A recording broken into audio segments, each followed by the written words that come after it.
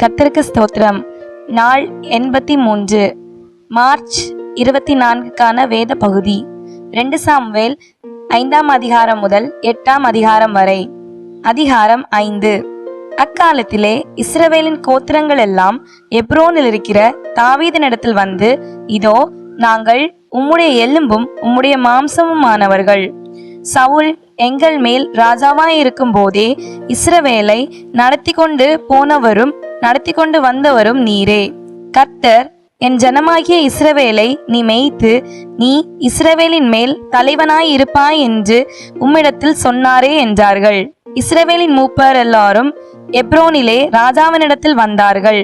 தாவீது ராஜா எப்ரோனிலே கர்த்தருக்கு முன்பாக அவர்களோட உடன்படிக்கை பண்ணின பின்பு அவர்கள் தாவீதை இஸ்ரவேலின் மேல் ராஜாவாக அபிஷேகம் பண்ணினார்கள்.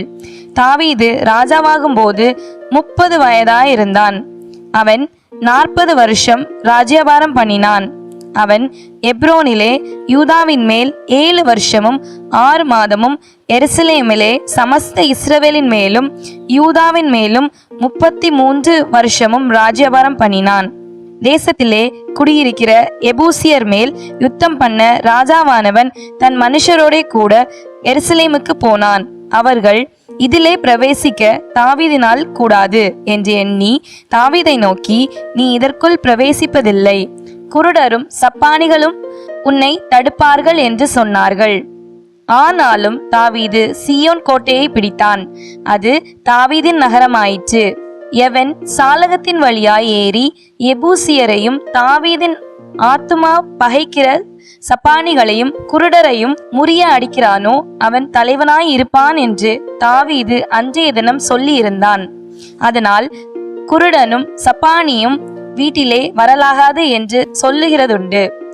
அந்த கோட்டையிலே தாவீது வாசம் பண்ணி அதற்கு தாவீது நகரம் என்று பெயரிட்டு மில்லோ என்னும் ஸ்தலம் துவங்கி உட்புறம் மட்டும் சுற்றிலும் இருக்கிற மதிலை கட்டினான். தாவீது நாளுக்கு நாள் விருத்தியடைந்தான். சேனைகளின் தேவனாகிய கர்த்தர் அவனோடே கூட இருந்தார். தீருவின் ராஜாவாகிய ஈராம் தாவீதினிடத்தில் ஸ்தானாபதிகளையும் கேதுரு மரங்களையும் தச்சரையும் கல் தச்சரையும் அனுப்பினான். அவர்கள் தாவீதுக்கு ஒரு வீட்டை கட்டினார்கள். கர்த்தர் தன்னை இஸ்ரவேலின் மேல் ராஜாவாக திடப்படுத்தி தம்முடைய ஜனமாகிய இஸ்ரவேலின் நிமித்தம் தன்னுடைய ராஜ்யத்தை உயர்த்தினார் என்று தாவீது கண்டறிந்த போது அவன் எப்ரோனிலிருந்து வந்த பின்பு எருசலேமில் இன்னும் அதிகமான மறுமனையாட்டிகளையும் ஸ்திரீகளையும் கொண்டான். இன்னும் அதிக குமாரரும் குமாரத்திகளும் தாவீதுக்கு பிறந்தார்கள். எருசலேமில் அவனுக்கு Shammua, Shobab, Nathan, Solomon, Ibhar, Elishua, Nepheg, Japhia, Elishama, Eliada, Eliphelet என்னும் பெயர்களையுடைய குமாரர் பிறந்தார்கள். தாவீதை இஸ்ரவேலின் மேல் ராஜாவாக அபிஷேகம் பண்ணினார்கள் என்று பெலிஸ்தியர் கேள்விப்பட்ட போது அவர்கள் எல்லாரும் தாவீதை தேடும்படி வந்தார்கள். அதை தாவீது கேட்டபோது ஒரு அரணிப்பான இடத்துக்கு போனான். பெலிஸ்தரோ வந்து ரெப்பாயிம் பள்ளத்தாக்கிலே பரவி இருந்தார்கள். பெலிஸ்தருக்கு விரோதமாய் போகலாமா, அவர்களை என் கையில் ஒப்பு கொடுப்பீரா என்று தாவீது கர்த்தரிடத்தில் விசாரித்த போது கர்த்தர், போ, பெலிஸ்தியரை உன் கையில் நிச்சயமாய் ஒப்பு கொடுப்பேன் என்று தாவீதுக்கு சொன்னார். தாவீது பாகால் பிராசீமுக்கு வந்து அங்கே அவர்களை முறிய அடித்து, தண்ணீர்கள் உடைந்தோடுகிறது போல கர்த்தர் என் சத்துருக்களை எனக்கு முன்பாக உடைத்து ஓட பண்ணினார் என்று சொல்லி அதிநிமித்தம் அந்த ஸ்தலத்திற்கு பாகால் பிராசிம் என்று பெயரிட்டான். அங்கே பெலிஸ்தியர் தங்கள் விக்கிரங்களை விட்டு ஓடி போனார்கள். அவைகளை தாவீதும் அவன் மனுஷரும் சுட்டரித்தார்கள். பெலிஸ்தியர் திரும்பவும் வந்து ரெப்பாயிம் பள்ளத்தாக்கிலே இறங்கினார்கள். தாவீது கர்த்தரிடத்தில் விசாரித்ததற்கு அவர், நீ நேராய் போகாமல் அவர்களுக்கு பின்னாலே சுற்றி முசுக்கட்டை செடிகளுக்கு எதிரே இருந்து அவர்கள் மேல் பாய்ந்து முசுக்கட்டை செடிகளின் நுனிகளிலே செல்லுகிற இரைச்சலை நீ கேட்கும் போது சீக்கிரமாய் எழும்பிப்போ. அப்பொழுது பெலிஸ்தரின் பாளையத்தை முறிய அடிக்க கர்த்தர் உனக்கு முன்பாக புறப்பட்டிருப்பார் என்றார். கர்த்தர் தாவீதுக்கு கட்டளையிட்ட பிரகாரம் அவன் செய்து பெலிஸ்தரை கேபா துவக்கி கேசேர் எல்லை மட்டும் முறிய அடித்தான். அதிகாரம் 6. பின்பு தாவீது இஸ்ரவேலர் எல்லாருக்குள்ளும் தெரிந்து கொள்ளப்பட்ட 30,000 பேரை கூட்டி கேருபீன்களின் நடுவே வாசமாயிருக்கிற சேனைகளுடைய கர்த்தரின் நாமம் தொழுது கொள்ளப்படுகிற தேவனுடைய பெட்டியை பாலயூதாவிலிருந்து கொண்டு வரும்படி அவனும் அவனோடிருந்த அந்த ஸ்தலத்தாரும் எழுந்து போய் தேவனுடைய பெட்டியை ஒரு புது ரதத்தின் மேல் ஏற்றி அதை கிபியாவில் இருக்கிற அபினதாபின் வீட்டிலிருந்து கொண்டு வந்தார்கள். அபினதாபின் குமாரராகிய ஊசாவும் அகியோவும் அந்த புது ரதத்தை நடத்தினார்கள். அவர்கள் தேவனுடைய பெட்டியை ஏற்றி அதை கிபியாவில் இருக்கிற அபினதாபின் வீட்டிலிருந்து நடத்தி கொண்டு வருகிற போது அகியோ பெட்டிக்கு முன்னாலே நடந்தான். தாவீதும் இஸ்ரவேல் சந்ததியார் அனைவரும் தேவதாரு மரத்தால் பண்ணப்பட்ட சகலவித கீத வாத்தியங்களோடும் சுரமண்டலம், தம்புரு, மேளம், வீணை, கைத்தாளம் ஆகிய இவைகளோடும் கர்த்தருக்கு முன்பாக ஆடி பாடி கொண்டு போனார்கள். அவர்கள் நாகோனின் களம் இருக்கிற இடத்துக்கு வந்தபோது மாடுகள் மிரண்டு பெட்டியை அசைத்தபடியினால் ஊசா தேவனுடைய பெட்டியினிடமாய் தன் கையை நீட்டி அதை பிடித்தான். அப்பொழுது கர்த்தருக்கு ஊசாவின் மேல் கோபம் மூண்டது. அவனுடைய துணிவின் நிமித்தம் தேவன் அங்கே அவனை அடித்தார். அவன் அங்கே தேவனுடைய பெட்டி அண்டையில் செத்தான். அப்பொழுது கர்த்தர் ஊசாவை அடித்தது நிமித்தம் தாவீது விசனப்பட்டு அந்த ஸ்தலத்திற்கு இந்நாள் மட்டும் வழங்கி வருகிற பேரேஸ் ஊசா என்னும் பெயரிட்டான். தாவீது அன்றைய தினம் கர்த்தருக்கு பயந்து கர்த்தருடைய பெட்டி என்னிடத்தில் வருவது எப்படி என்று சொல்லி அதை தன்னிடத்தில் தாவீதின் நகரத்தில் கொண்டு வர மனதில்லாமல் கித்தியனாகிய ஓபேத் ஏதோமின் வீட்டிலே கொண்டு போய் வைத்தான். கர்த்தருடைய பெட்டி கித்தியனாகிய ஓபேத் ஏதோமின் வீட்டிலே 3 மாதம் இருக்கையில் கர்த்தர் ஓபேத் ஏதோமையும் அவன் வீட்டார் அனைவரையும் ஆசீர்வதித்தார். தேவனுடைய பெட்டியின் நிமித்தம் கர்த்தர் ஓபேத் ஏதோமின் வீட்டையும் அவனுக்கு உண்டான எல்லாவற்றையும் ஆசீர்வதித்தார் என்று தாவீது ராஜாவுக்கு அறிவிக்கப்பட்டது. அப்பொழுது தாவீது தேவனுடைய பெட்டியை ஓபேத் ஏதோமின் வீட்டிலிருந்து தாவீதின் நகரத்துக்கு மகிழ்ச்சியுடனே கொண்டு வந்தான். கர்த்தருடைய பெட்டியை சுமந்து போகிறவர்கள் 6 தப்படி நடந்தபோது மாடுகளையும் கொழுத்த ஆட்டுக்கடாக்களையும் பலியிட்டான். தாவீது சணல் நூல் ஏபோத்தை தரித்து கொண்டு தன் முழு பலத்தோடும் கர்த்தருக்கு முன்பாக நடனம் பண்ணினான். அப்படியே தாவீதும் இஸ்ரவேல் சந்ததியார் அனைவரும் கர்த்தருடைய பெட்டியை கம்பீர சத்தத்தோடும் எக்கால தொனியோடும் கொண்டு வந்தார்கள். கர்த்தருடைய பெட்டி தாவீதின் நகரத்திற்குள் பிரவேசிக்கிற போது சவுலின் குமாரத்தி ஆகிய மீகாள் பலகனி வழியாய் பார்த்து தாவீது ராஜா கர்த்தருக்கு முன்பாக குறித்து நடனம் பண்ணுகிறதை கண்டு தன் இருதயத்திலே அவனை அவமதித்தாள். அவர்கள் கர்த்தருடைய பெட்டியை உள்ளே கொண்டு வந்து அதற்கு தாவீது போட்ட கூடாரத்திற்குள் இருக்கிற அதன் ஸ்தானத்திலே அதை வைத்தபோது தாவீது கர்த்தருடைய சந்நிதியிலே சர்வாங்க தகன பலிகளையும் சமாதான பலிகளையும் இட்டான். தாவீது சர்வாங்க தகன பலிகளையும் சமாதான பலிகளையும் இட்ட பின்பு சேனைகளின் கர்த்தருடைய நாமத்தினாலே ஜனங்களை ஆசீர்வதித்து இஸ்ரவேலின் திரள் கூட்டமான ஸ்திரீ புருஷராகிய சகல ஜனங்களுக்கும் அவரவருக்கு ஒவ்வொரு அப்பத்தையும் ஒவ்வொரு இறைச்சி துண்டையும் ஒவ்வொரு படி திராட்சை ரசத்தையும் பங்கிட்டான். பிற்பாடு ஜனங்கள் எல்லாரும் அவரவர் தங்கள் வீட்டிற்கு போய்விட்டார்கள்.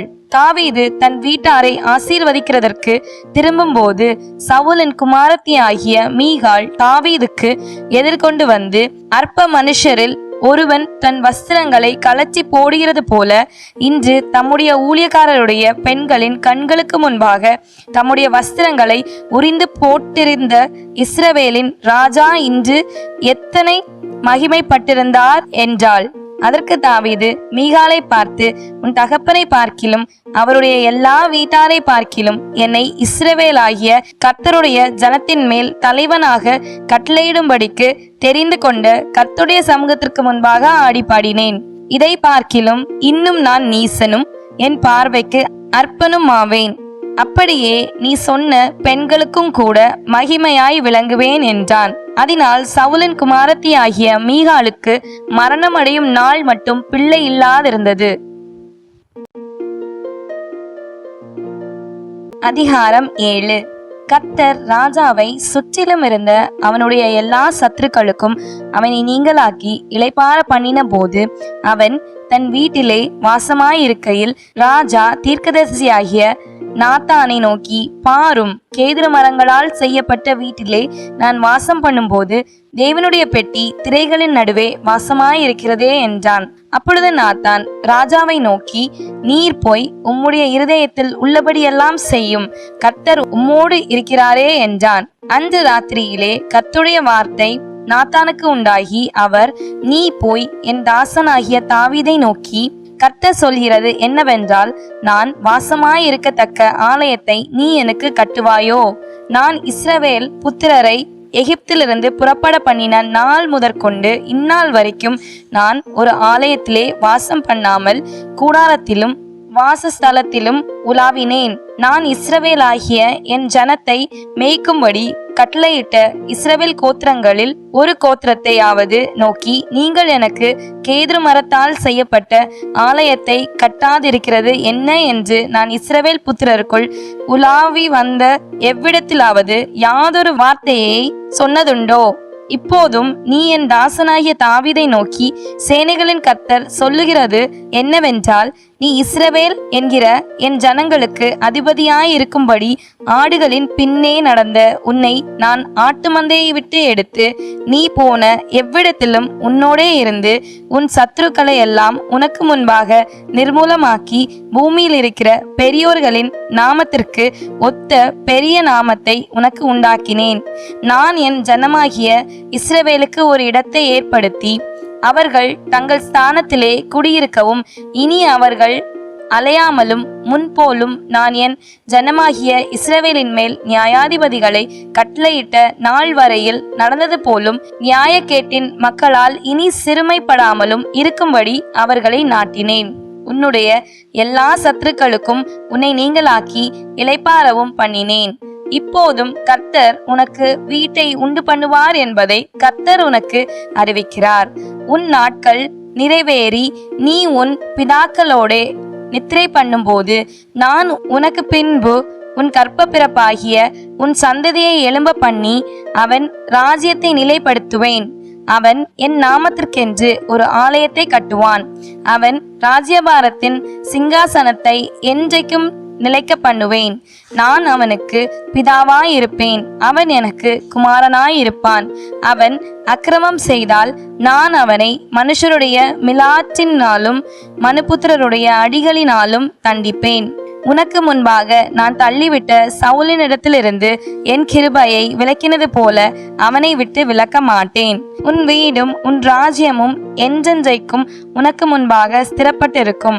உன் ராஜாசனம் என்றென்றைக்கும் நிலை பெற்றிருக்கும் என்கிறார் என்று சொன்னார். நாத்தான் இந்த எல்லா வார்த்தைகளின்படியும் இந்த எல்லா தரிசனத்தின்படியும் தாவீதுக்கு சொன்னான். அப்பொழுது தாவீது ராஜா உட்பிரவேசித்து கர்த்தருடைய சமூகத்திலிருந்து, கர்த்தராகிய ஆண்டவரே, தேவரீர் என்னை இதுவரைக்கும் கொண்டு வந்ததற்கு நான் எம்மாத்திரம், என் வீடும் எம்மாத்திரம். கர்த்தராகிய ஆண்டவரே, இது இன்னும் உம்முடைய பார்வைக்கு கொஞ்ச காரியமாயிருக்கிறது என்று கர்த்தராகிய ஆண்டவராயிருக்கிற தேவரீர் உம்முடைய அடியானுடைய வீட்டை குறித்து வெகு தூரமாயிருக்கும் காலத்து செய்தியை மனுஷர் முறைமையாய் சொன்னீரே. இனி தாவீது உம்மிடத்தில் சொல்ல வேண்டியது என்ன? கர்த்தராகிய ஆண்டவராயிருக்கிற நீர் உமது அடியானை அறிவீர்.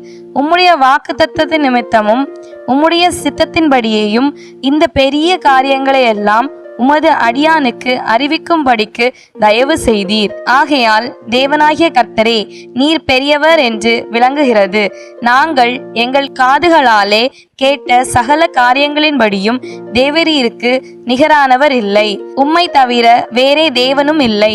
உம்முடைய ஜனமாகிய இஸ்ரவேலுக்கு நிகரான ஜனமும் உண்டோ? பூலோகத்து ஜாதிகளில் இந்த ஒரே ஜாதியை தேவன் தமக்கு ஜனமாக மீட்கிறதற்கும் தமக்கு கீர்த்தி விளங்க பண்ணுகிறதற்கும் ஏற்பட்டாரே. தேவரீர் எகிப்திலிருந்து மீட்டு கொண்டு வந்த உம்முடைய ஜனத்திற்கு முன்பாக பயங்கரமான பெரிய காரியங்களை நடத்தி உம்முடைய தேசத்திற்கும் அதிலிருந்த ஜாதிகளுக்கும் அவர்கள் தேவர்களுக்கும் உமது மகிமையை விளங்க செய்து உம்முடைய ஜனமாகிய இஸ்ரவேலர் என்றைக்கும் உம்முடைய ஜனமாயிருப்பதற்கு அவர்களை திடப்படுத்தி கர்த்தராகிய நீர்தாமே அவர்களுக்கு தேவனானீர். இப்போதும் தேவனாகிய கர்த்தாவே, நீர் உமது அடியானையும் அவன் வீட்டையும் குறித்து சொன்ன வார்த்தையை என்றென்றைக்கும் நிலைவரப்படுத்த தேவரீர் சொன்னபடியே செய்தருளும். அப்படியே சேனைகளின் கர்த்தர் இஸ்ரவேலின் மேல் தேவனானவர் என்று சொல்லி உம்முடைய நாமம் என்றென்றைக்கும் மகிமைப்படுவதாக. உமது அடியானாகிய தாவீதின் வீடு உமக்கு முன்பாக நிலை நிற்பதாக. உனக்கு வீடு கட்டுவேன் என்று இஸ்ரவேலின் தேவனாகிய சேனைகளின் கர்த்தராயிருக்கிற நீர் உமது அடியாரின் செவிக்கு வெளிப்படுத்தினீர். ஆகையால் உம்மை நோக்கி இந்த விண்ணப்பத்தை செய்ய உமது அடியானுக்கு மன தைரியம் கிடைத்தது. இப்போதும் கர்த்தராகிய ஆண்டவரே, நீரே தேவன், உம்முடைய வார்த்தைகள் சத்தியம். தேவரீர் உமது அடியானுக்கு இந்த நல் விசேஷங்களை வாக்குத்தத்தம் பண்ணினீர். இப்போதும் உமது அடியானின் வீடு என்றைக்கும் உமக்கு முன்பாக இருக்கும்படி அதை ஆசீர்வதித்தருளும். கர்த்தரான ஆண்டவராகிய தேவரீர் அதை சொன்னீர். உம்முடைய ஆசீர்வாதத்தினாலே உமது அடியாரின் வீடு என்றைக்கும் ஆசீர்வதிக்கப்பட்டிருப்பதாக என்றான். அதிகாரம் 8. இதற்கு பின்பு தாவீது பெலிஸ்தியரை முறியடித்து அவர்களை கீழ்ப்படுத்தி மேதேக் அம்மாவை பிடித்து கொண்டான். அவன் மோவாபியரையும் முறியடித்து அவர்களை தரை மட்டும் பணிய பண்ணி அவர்கள் மேல் நூல் போட்டு 2 பங்கு மனுஷரை கொன்று போட்டு 1 பங்கை உயிரோடே வைத்தான். இவ்விதமாய் மோவாபியர் தாவீதை சேவித்து அவனுக்கு கப்பம் கட்டுகிறவர்களானார்கள். ரேகோபின் குமாரனாகிய ஆதாதேசர் என்னும் சோபாவின் ராஜா ஐப்ராத்து நதி அண்டையில் இருக்கிற சீமையை திரும்ப தன் வசமாக்கி கொள்ள போகையில் தாவீது அவனையும் முறியடித்து அவனுக்கு இருந்த இராணுவத்தில் 1700 குதிரை வீரரையும் 20,000 காலாட்களையும் பிடித்து ரதங்களில் 100 ரதங்களை வைத்து கொண்டு மற்றவைகளையெல்லாம் துண்டாடி போட்டான். சோபாவின் ராஜாவாகிய ஆதாதேசருக்கு உதவி செய்த தமஸ்கு பட்டணத்தாராகிய சீரியர் வந்தார்கள். தாவீது சீரியரில் 20,000 பேரை வெட்டி போட்டு தமஸ்கு அடுத்த சீரியாவிலே தானியங்களை வைத்தான். சீரியர் தாவீதை சேவித்து அவனுக்கு கப்பங்கட்டினார்கள். தாவீது போன இடத்திலெல்லாம் கர்த்தர் அவனை காப்பாற்றினார். ஆதாதேசரில் சேவகருடைய பொற்பரிசைகளை தாவீது எடுத்து அவைகளை எருசலேமுக்கு கொண்டு வந்தான். ஆதாதேசரின் பட்டணங்களாகிய பேத்தாகிலும் பெரோத்தாயிலும் இருந்து தாவீது ராஜா மகா திரளான வெண்கலத்தையும் எடுத்துக்கொண்டு வந்தான். தாவீது ஆதாதேசருடைய எல்லா இராணுவத்தையும் முறிய அடித்த செய்தியை ஆமாத்தின் ராஜாவாகிய தோயி கேட்டபோது ஆதாதேசர் தோயின் மேல் எப்போதும் யுத்தம் பண்ணி கொண்டிருந்தபடியால் ராஜாவாகிய தாவீதின் சுக செய்தியை விசாரிக்கவும் அவன் ஆதாதேசரோடே யுத்தம் பண்ணி அவனை முறிய அடித்ததற்காக அவனுக்கு வாழ்த்துதல் சொல்லவும் தோயி தன் குமாரனாகிய யோராமை ராஜாவினிடத்தில் அனுப்பினான். மேலும் யோராம் தன் கையிலே வெள்ளியும் பொன்னும் வெண்கலமுமான தட்டுமுட்டுகளை கொண்டு வந்தான். அவன் கொண்டு வந்தவைகளை தாவீது ராஜா கீழ்ப்படுத்தின சீரியர், மோவாபியர், அம்மோன் புத்திரர், பெலிஸ்தர், அமலேக்கியர் என்னும் சகல ஜாதியார்களிடத்திலும் ரேகோபின் குமாரனாகிய ஆதாதேசர் என்னும் சோபாவின் ராஜாவினிடத்திலும் கொள்ளையிட்டதிலும் எடுத்து கர்த்தருக்கு நியமித்த வெள்ளியோடும் பொன்னோடும் கூட கர்த்தருக்கு பிரதிஷ்டை பண்ணினான். தாவீது உப்பு பள்ளத்தாக்கிலே 18,000 சீரியரை முறிய அடித்து திரும்பினதினால் கீர்த்தி பெற்றான். ஏதோமில் தானியங்களை வைத்தான். ஏதோம் எங்கும் அவன் தானியங்களை வைத்ததினாலே ஏதோமியர் எல்லாரும் தாவீதை சேவிக்கிறவர்களானார்கள். தாவீது போன எல்லா இடத்திலும் கர்த்தர் அவனை காப்பாற்றினார். இப்படியே தாவீது இஸ்ரவேல் அனைத்தின் மேலும் ராஜாவாயிருந்தான். அவன் தன்னுடைய எல்லா ஜனத்திற்கும் நியாயமும் நீதியும் செய்து வந்தான். செருயாவின் குமாரனாகிய யோவாப் இராணுவ தலைவனாயிருந்தான். அகிலூத்தின் குமாரனாகிய யோசபாத் மந்திரியாயிருந்தான். அகிதூப்பின் குமாரன் சாதோக்கும் அபியத்தாரின் குமாரன் அகிமலேக்கும் ஆசாரியர்களாயிருந்தார்கள். செராயா சம்பிருத்தியாயிருந்தான். யோய்தாவின் குமாரன் பெனாயா கிரேத்தியருக்கும் பிலேத்தியருக்கும் தலைவனாயிருந்தான். தாவீதின் குமாரரோ பிரதானிகளாயிருந்தார்கள். இன்றைய நாளுக்கான வேத பகுதி வாசித்து முடிந்தாயிற்று. கர்த்தருக்கே மகிமை உண்டாவதாக. ஆமென். இன்றைய நாளுக்கான வேத பகுதியிலிருந்து ஒரு கேள்வி. தாவீது கீர்த்தி பெற்ற இடம் எது? இன்றைய நாளிற்கான வாக்குத்தத்தம் நீதிமொழிகள் 23:18. உன் நம்பிக்கை வீண் போகாது. இந்த வாக்குத்தத்தத்தின்படி கர்த்தர் நம்மை ஆசீர்வதிப்பாராக. ஆமென்.